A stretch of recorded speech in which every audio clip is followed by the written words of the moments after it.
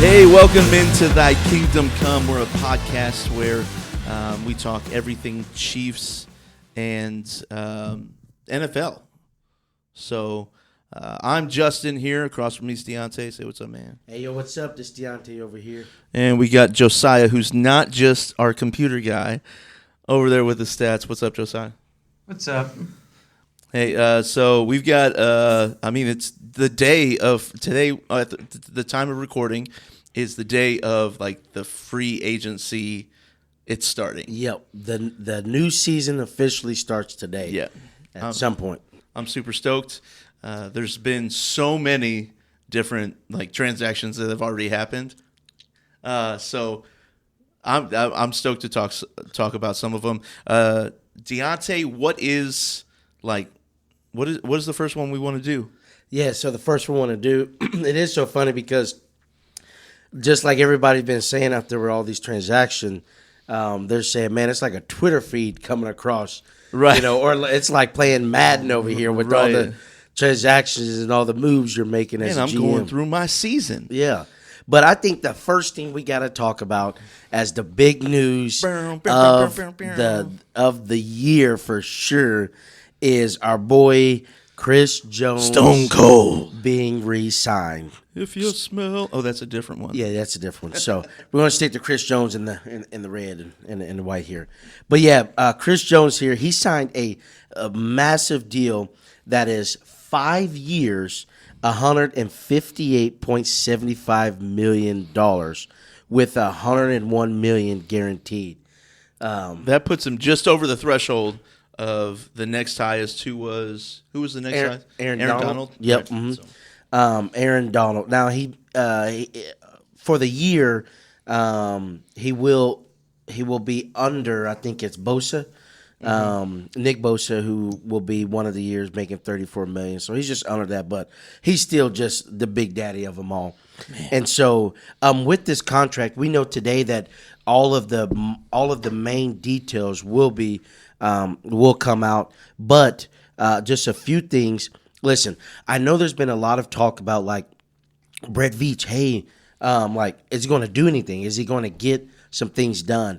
And this proves that. Yeah, and I don't think people realize just the mastermind that I think Brett Veach is, because in this contract, he was able to get a lot of some of the money for and workouts and different things. We know that there's a big signing bonus of about $30 million. And within this contract, you're going to see it when it come out that a lot of this is backloaded. And the fact is that Brett Veach put us in a place that within his contract that it puts Chris Jones to also be performance-based on the latter years of the contract to get that money. Because for what it's worth this year, which is crazy to think of, Chris Jones' contract, the rumors are it could be only hitting our salary cap from about $7.8 million. So just think about it. He got this massive contract and became the highest paid D tackle. But in 2024, we could have it to where he's only hitting $7.8 million of the cap. And obviously, as the years after that come, the money will go up. So I think it was a great strategic move. And I think there's some props to Veach there. I know he gets some flack, but he's a mastermind. And it's really huge because just think about it. Let's just compare real quick. Look at Russell Wilson, who the Broncos decided to let go. They're going to be eating $85 million in dead cap because they didn't structure his contract right. When he got his extension, this year would have been the start of his extension for 3 years, and he's not even playing a snap for them. And he's taking $85 million. So Veach was very strategic and aligning Chris Jones' contract to make sure, like, hey, we know you're about to get paid, but listen, you still got to perform. And so, hey, if we want to make history with a three-peat, and who knows what can happen after that as well, that we need you to perform. And check this out. If he does not, it gives the Chiefs power, if we let him go before the certain date of the next year, that we will save a ton of money. Yep. If he's not performing to that, which we all hope that he will. I highly doubt he'll become a. I love Justin Houston. Right. I don't think he's going to become a Justin Houston. No. Like, so he impacts the game in I think, a more forceful way than Justin Houston did. Justin Houston did it with speed and kind of his moves and his moveset or whatever you want to call it. Chris Jones does it with like raw power plus it, and I don't think you just get rid. That doesn't just fall off with a guy that works as hard as Chris Jones does. Yeah, and it's amazing because here's the thing: Chris Jones can play inside and outside. Yeah. He was starting defense in for us a few years ago, so he just brings a powerful presence, and it allows our defense to do what they can.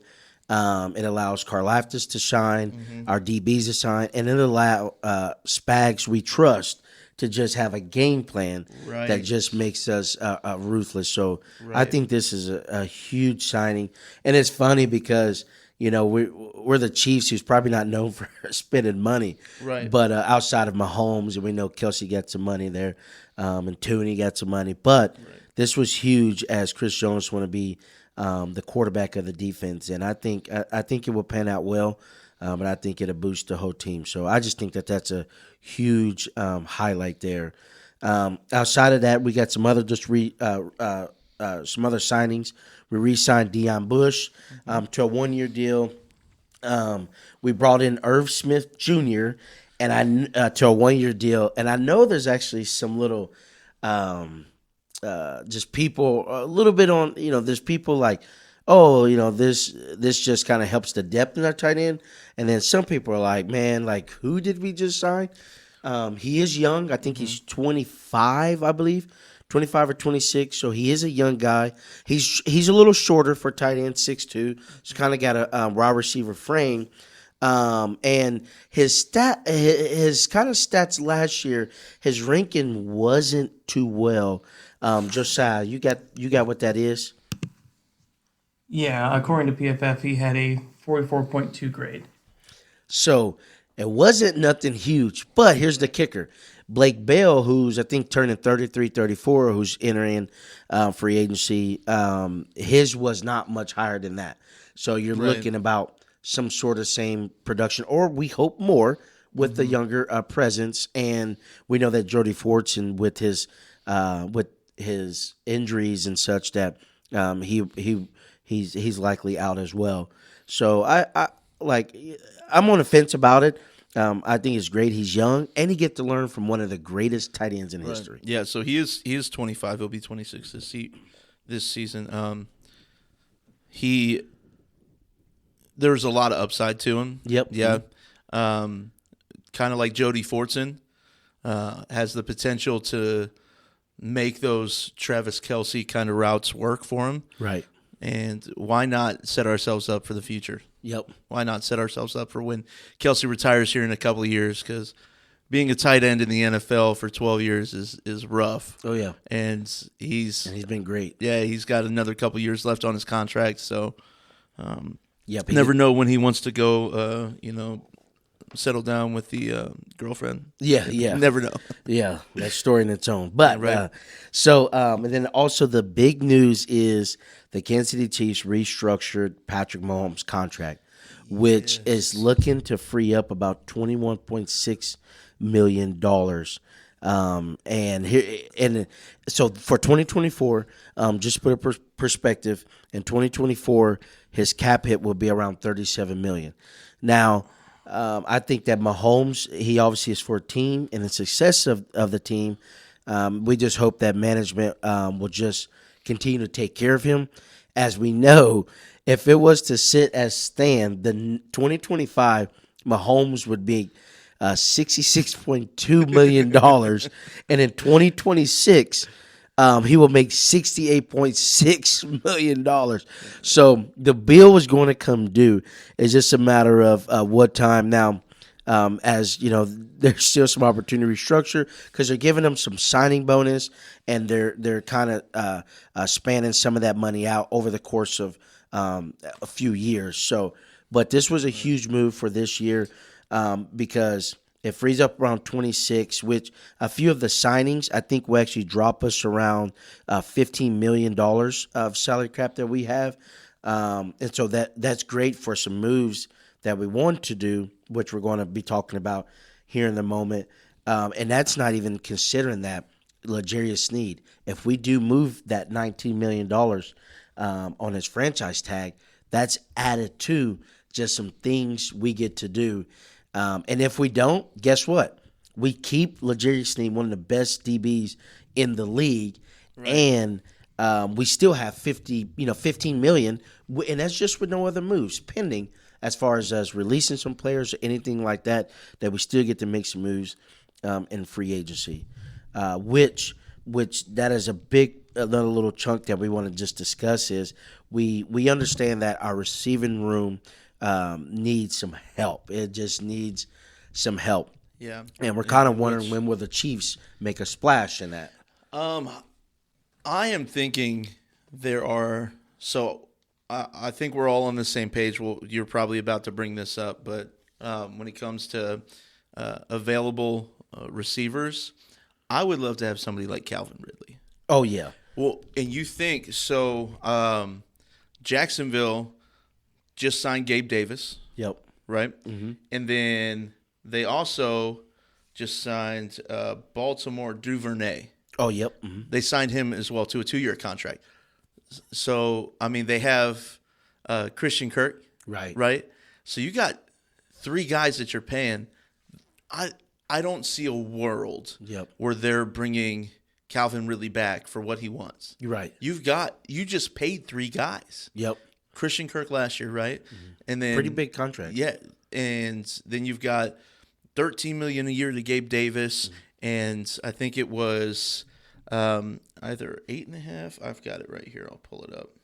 Yeah, I threw a wrench in this. I didn't mention Duvernay to the guys last night, so I didn't have the stats pulled up. But for Duvernay, it is 2 years, $8.5 million. So he's getting $4.25 million a year. Yeah. And with Calvin Ridley, like he's probably going to want that. Yeah. Well, least.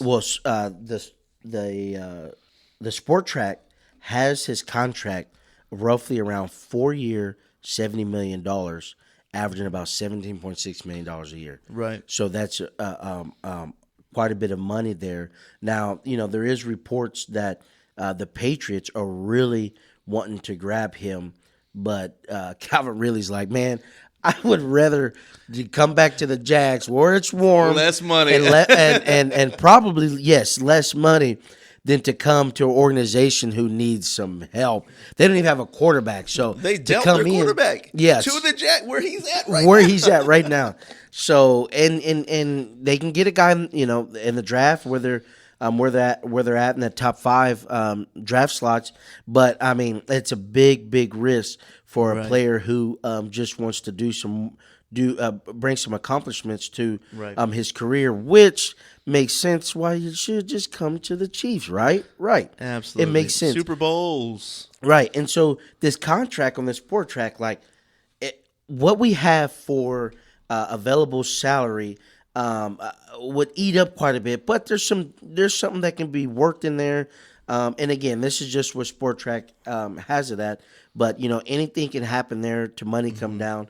I mean, he's a young guy still, and I think he obviously has a lot in the tank. He's he's actually a really good player. Josiah, what was his stats last year? Just what was Calvin Ridley's stats that he posted last year in his receptions, yards, touchdowns? What did he have there? Yeah, he played in 17 games, and he had 76 receptions for 1,016 yards and 8 touchdowns. And you got to understand, this is a guy who didn't play just the year before, and then, even the year before that, half the year as he took a time for some personal time for himself. Right. So he came back with some great numbers. So, we would love to have some numbers like that in KC. I would love to see a deal happen, but I think a lot of speculations that He could be returning to the Jags, which we hope that the Jags don't have enough money to afford him. Right. So maybe we can have a shot there. Right. Another couple guys here.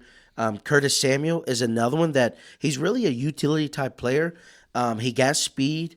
And, if we don't bring back Jerick McKinnon, this is a guy that has been known to play in the backfield on just some certain plays. So he's kind of that all-around type of player, utility guy.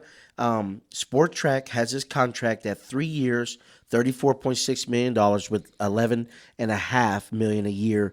But Pro Football Focus has it, which it should be around $8.5 million a year. Right. So again, that's only about half of the salary cap that we have, which would be a great utility guy. And what was his stats that he brought last year for the Commanders? Yeah, he played 16 games, and he had 62 receptions, 613 yards, and 4 touchdowns.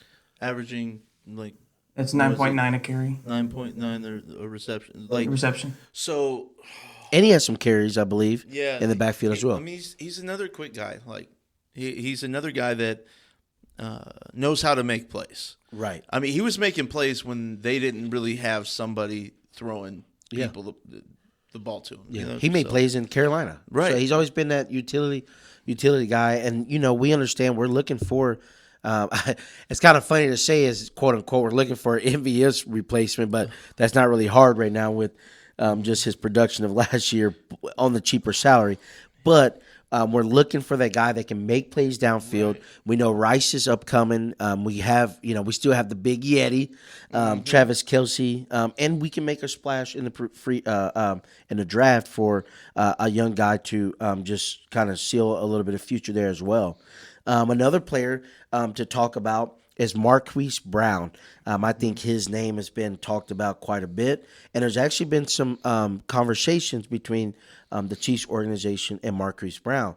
Sport Track has his contract about 4-year, $55.5 million, or $59.5 million with $14.8 million a year. Pro Football Focus has him about $12 million a year. This is a guy who is younger. Was he 26? And so, vetted to make a little more than Curtis Samuel. What was Marquise Brown numbers last year for the Cardinals? Yeah, he played 14 games and had 51 receptions, 574 yards, and 4 touchdowns, and averaging 11.3 a reception. And so, and we know that there were, they're in Arizona, just the quarterback situation, different things going on there. But we know the numbers that he did in Baltimore. We saw him in the AFC conference. We've seen what he can do. He's a speedster. And, I mean, to be honest, he was the number one guy even when he was there in Baltimore. He has the number one caliber type player, and I wouldn't mind having him on the team. He is quick. He can make those plays downfield, and I think he can be a trusted, reliable player down the field because we know just the complications that we had with just leading the league in drop passes. Right. So this is a guy who can kind of spread the field, give Mahomes a speedster, and can make plays down the field. Right, and if you look at his stats over the years, other than Arizona last year, he hadn't had like a full season. Right. Yep. After his injury, he played 4 games one year. I think it was 11 games the next year. Yep. But that 11 games, he still had 500 yards. Right. And it was with the Patriots, wasn't it? Yes. No, not the Patriots. It was. Was it? He was. Which year? I don't remember. I can't remember. Who did he go to after? His initial team. Oh, Baltimore. Man. Might have been You talking about Baltimore. after he left Baltimore? After he left Baltimore. He went to the Cardinals. It was just the Cardinals? Yep, just the Cardinals. 22. Oh, I think I'm mixing him with another guy. Either way, but if you look, after he dealt with issues, I'm mixing 2 people's stats right now. I don't have them in front of me, so I'm trying to talk off the top of my head. He didn't play a full season. Isn't working. Most recently was 2021. So 2021, yeah. So, He's but had a little bit of injury there, but after that, you can see his production's still there when he has somebody reliable throwing him the ball. And I hate the fact that I just called Lamar Jackson reliable. But I mean, shoot, man, that's a whole nother scenario. Yes, it is. We could get into with the Baltimore Ravens. Yep. But I think he would be a fantastic. He's what? How old is he? Did we say 26? 26. Yeah, and he's got like 6 years of experience, 5 years of experience, something like that. 5. Five. Yeah. So I mean, being 26 and having 5 years under your belt already as a starter, like that's Yeah, he can That's definitely help crazy. improve our receiver room. Just a few other names just to throw out there. We know Chase Claypool is still available. Donovan People-Jones still available. Old, I wouldn't necessarily say old reliable, but he was old reliable a little bit last year. McCole Hardman still is out there. Yep. We do need a returner. Hey, veteran presence, very cheap. I don't mind. I wouldn't have. It would be okay. Quest Watkins is still out there. Josh Reynolds is also still available. And who knows? We know there's some players that there's some teams trying to make some moves. There potentially could be Mike Williams leaving the Chargers, which if you can get him on a cheap contract, big presence. So there's still some moves that can be done. We know in the running back side of it, I'm just going to hit some names as we're looking to because we have Isaiah Pacheco, and we know that obviously CEH is out there. Cam Akers is available. Alec Madison is available. J.K. Dobbins, even A.J. Dillon. So there's some moves there that we can help kind of protect our backfield there. And then tackle-wise, there's only really a couple names that's worth mentioning, kind of, sort of. But we know that Donovan Smith is a free agent. What was his rating? Check this stat out. What was Donovan Smith rating last year? Yeah, according to PFF, it's 55.4. So he had a 55.4 rating. This was our left tackle protecting our blind side. And we know he had some struggles, here and there. But listen, this was the guy that we had at left tackle, and we still won a Super Bowl.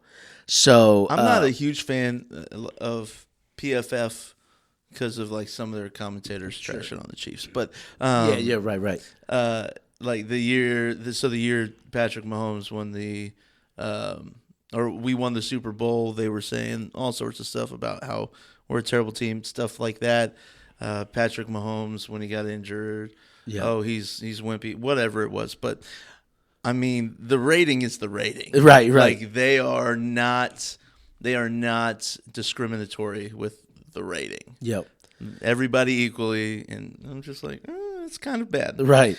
We know that Tyron Smith, who was with the Cowboys last year, but check it. He's 33 years of age.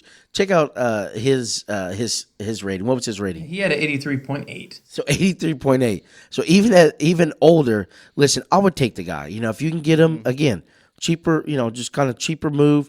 It's even a big upgrade from Donovan Smith to protect that left side. But listen, if those fails, I think after what Donovan Smith rating was, I think we're fine if Wanye Morris is the starter coming into this upcoming season, as he can't do any worse. I believe he just can't. So because we got Joe Tooney, Creed Humphrey, Trey Smith.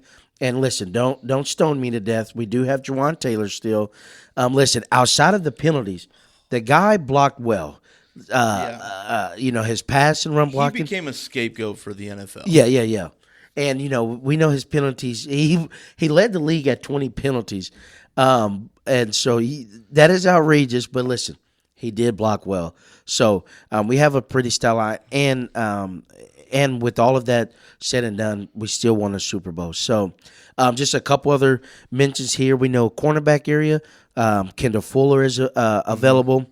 Tre'Davious White is available. If things just don't pan out with Snead, we know that the Patriots here. The funny thing is, the Patriots are looking to. I'm sorry. I take it back. The Tennessee Titans are looking to really deal for L'Jarius Snead, and what is floating around is a third round pick. And the funny thing is, they don't have a third round pick for this upcoming year. Right. So it's kind of like, what is being talked about? So what I'm hearing is you might as well just give us a first. Yeah. You might as well just give us a first. That'll be fine. I think at least he is worth a second round.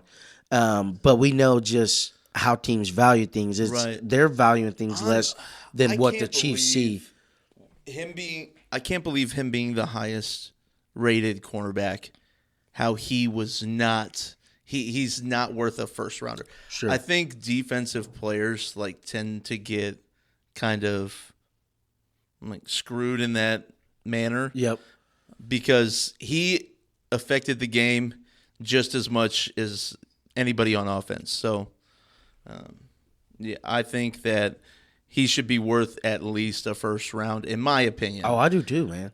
If we don't get at least a second round, Yep. then I'll question our front office. Yeah, right. Yeah, I know that. I think also, I believe New England was still was in some talks, which I think potentially was a second round there. But hey, we'll see what happens. But here's the thing: we're around $15 million salary cap, even with Snead at his franchise $19 million. So listen, he said, "Hey, I'll be fine staying a Chief." Which would be great for us. Yep. And we still get to make some moves with that franchise tag. Right. Now, it's a lot of money for a franchise tag Right. for him, but we're kind of spending some dollars now. So, I would be fine keeping him. Yep. There's just, and listen, here's the thing. Don't get too impatient with what the Chiefs are doing, especially in the receiving room, because listen, it's only been 2 days with in free agency, and I mean, And technically, it hasn't even started yet. Right, It yeah. doesn't start until today at Right. 4:00. right. And so the feed is just off the charts with all the moves. It's pretty crazy. Just a couple mentions of our in the division and the conference moves. We know that Derrick Henry, who was once with the Titans, Yep. he signed with the Ravens on 2 years, $60 million, guaranteed up front. $20 million with incentives. Right. We know Russell Wilson, who's with the Broncos. He's over with the Steelers now. Here's the funny thing. He's a 1 year, $1.2 million. Steelers are getting what they are. Yeah. A steal. Right. So crazy. But the Broncos is paying him around $37 million. So he's still getting paid no matter what. Eckler, which was kind of, a big kind of move there because there was some talks with the Chiefs there. But he went to the Commanders for a 2 year, $11.4 million. They're looking to deal their whole team at this point. Oh, yeah. Their whole team, Yep. offense, defense, don't matter. The only person staying per Jim Harbaugh is their quarterback, Justin Herbert. Yeah, That's the only person That's staying. about it. That's all he cares they're about. shipping They did bring everybody in out. Gus Edwards, but yeah. Just a few, as we kind of close this one out. Just a few moves that some players that are sad for us to see go. Willie Gay did sign with the New Orleans Saints, and it was be speculated with the signing Drew Tranquil back for 3 years, $19 million. So he got a 1 year, $5 million max contract with the Saints. So he's reunited with the Honey Badger. Colin Sanders. Colin Sanders. So a few little players there. And then we know Tommy Townsend has moved on. And Nick Allegretti. Yep. He moved on as well. Which I think, if people don't realize, is that he was that depth in our offensive line. Here's the thing. He played in the Super Bowl with the torn UCL. Yeah. And the man played. They said, listen, I think Patrick Mahomes said, listen, Nick, we need you. And he came back in the game and played the game. He's a tough dude. And played with the torn UCL the rest of the rest of the game of the Super Bowl. So that just speaks to his character and that just that grit that he has. So I think that was actually a pretty decent loss because he can come in and play several positions on the line. So we got a little bit of work to do, but we got some money in free agency. And listen, Patrick Mahomes was on the first restructure. We still are looking to restructure Jawan Taylor, which we need to, and we can also restructure Joe Tooney. So there's some moves that we can do to offer up some more space, just to get some depth. We did a few other little signings, like bringing Malik Herring back for on a defensive line, and some of those guys that wasn't necessarily the restricted free agents. So we did a few little moves. So we're making some moves here and there. We know we haven't done what we needed to in receiving core yet, but don't get impatient. I'm telling you, it's only 2 days in. There's still a lot. And listen, there's still players that teams are looking to trade away, like I mentioned with Mike Williams. There's still some receivers that we can get. So this has been a crazy free agency, and it's just been like mind-blowing everything that's happening and going on. So we're going to keep up with it. We're going to try to keep everyone out there up to track with things as well, as the feed is just going crazy, even as we speak. So, Right. Yeah. So kind of the next schedule, we're going to try to just pump stuff once a week, right? I don't think there's enough Chiefs moves in a day or 2 days, 3 days to really give you guys a full episode of what we're doing. So we're going to keep it to highlights of the NFL and then all Chiefs probably once a week until the draft. So, yeah, just stay tuned. Josiah, you got anything in your corner? You barely talked today because we didn't have a whole lot. We printed out a bunch of the stats that we needed ahead of time because we don't have internet right now. So, but you got anything before we you guys did great. Thanks. Yeah, we thank you guys for being part of episode 2, making moves in the Chiefs Kingdom. So, yeah, we thank you guys for joining with us, and we look forward to this again. So, hopefully next week we got some more major highlights that we can bring forth. So, this is exciting news for the Chiefs Kingdom, just to get better from winning a Super Bowl, so we can get that 3-peat. You know what I'm saying? To win another Super Bowl. Yep. And until next time, guys, thy kingdom come.